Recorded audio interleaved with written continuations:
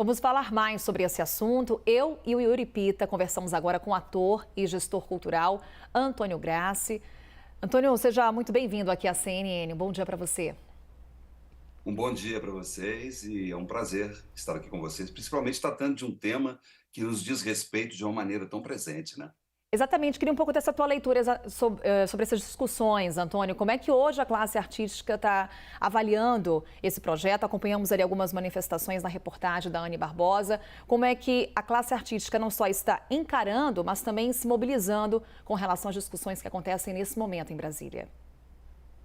É claro que nós estamos tratando aqui do direito autoral, ou seja, do direito, que é um direito, pela criação, né? Quer dizer, os criadores, os artistas, os profissionais envolvidos, em todas as áreas, eles também têm o direito de serem remunerados por esse trabalho, que muitas vezes não remuneram suficientemente ao criador, né? O criador, às vezes, ele gera um trabalho que é visto por todo mundo durante um longo tempo e muitas vezes ele tem uma dificuldade concreta de sobrevivência. Esse é um ponto muito importante que eu ouvi agora há pouco o Frejá colocando muito bem. Mas eu gostaria de chamar a atenção sobre um outro aspecto. Nós estamos tratando aqui não só da sobrevivência dos artistas.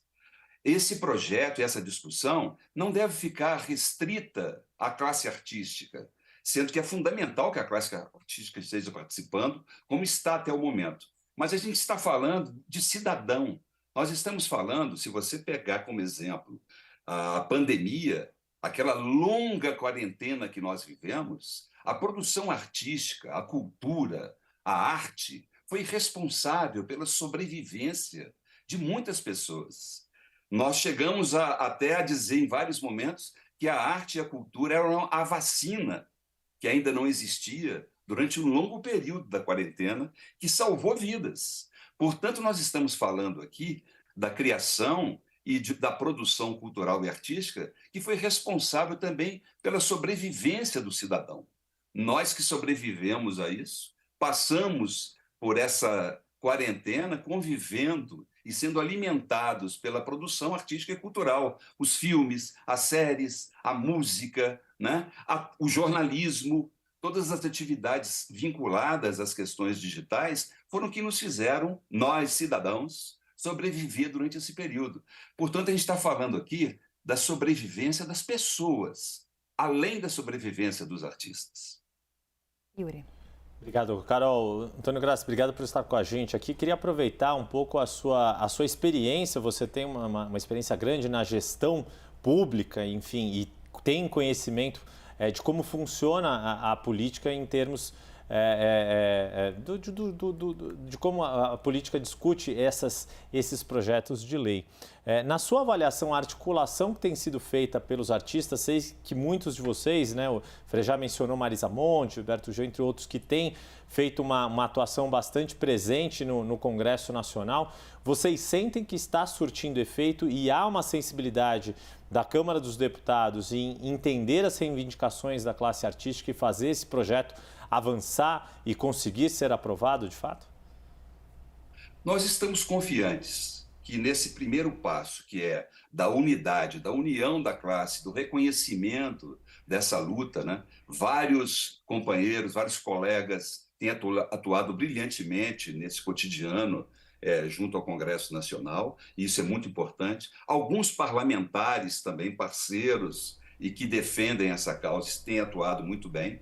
Mas, como eu estava dizendo anteriormente, é muito importante que a sociedade tenha consciência que essa é uma discussão que também diz respeito a ela, ao cidadão, né? Aquele que aparentemente não tem ligação com esse assunto, mas que no seu dia a dia, se ele for avaliar bem, ele tem total ligação, é alimentado por essa criação artística e cultural, como eu tinha falado anteriormente, né? Yuri? Nós precisamos disso, que a sociedade abrace essa causa.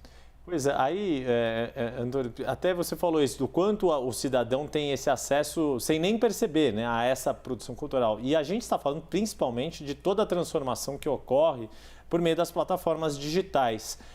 Em relação ao diálogo da classe artística e de toda a classe, né, de todas as pessoas que têm algum direito autoral em discussão por meio desse projeto, vocês sentem algum espaço para discussão com as plataformas ou têm visto uma resistência além do comum? E o quanto experiências internacionais, outros países também discutiram esse tipo de política, nos ajuda ou nos atrapalha nesse debate?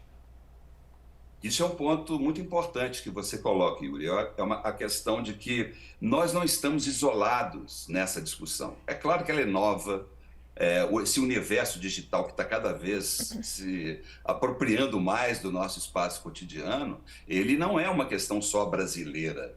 Vários países discutem isso, a União Europeia já está voltada para isso. É claro que é uma discussão que envolve muita coisa. Até a produção artística da Coreia do Sul, que nós todos consumimos aí de quando em quando, através de séries e dos streamings, a gente vê um movimento grande também por parte dos coreanos em relação a isso. Então, portanto, o Brasil não está isolado nessa discussão, ela é um ambiente novo que merece atenção e a sensibilidade dessas plataformas e para esse diálogo é muito importante, porque diz respeito à preservação de um trabalho, de uma defesa, de um trabalho que faz com que elas também sobrevivam, não é? Então, eu acho que esse movimento, é claro que existe ainda muita dificuldade no diálogo em certos aspectos, mas a nossa unidade, a nossa confiança de que nós não estamos isolados, que o Brasil não é um país que está se lançando voluntariamente num movimento que é só dele. Nós fazemos parte de um contexto que é global, né? Isso é muito importante. Antônio Grassi, ator e gestor cultural nessa conversa aqui conosco. Mais uma vez, muito obrigada por dispor de um tempinho aí na sua agenda para esse bate-papo. Eu que agradeço vocês pela oportunidade, pela dedicação que vocês têm feito a essa matéria, que mostra a importância e a relevância dela. Muito obrigado a vocês todos.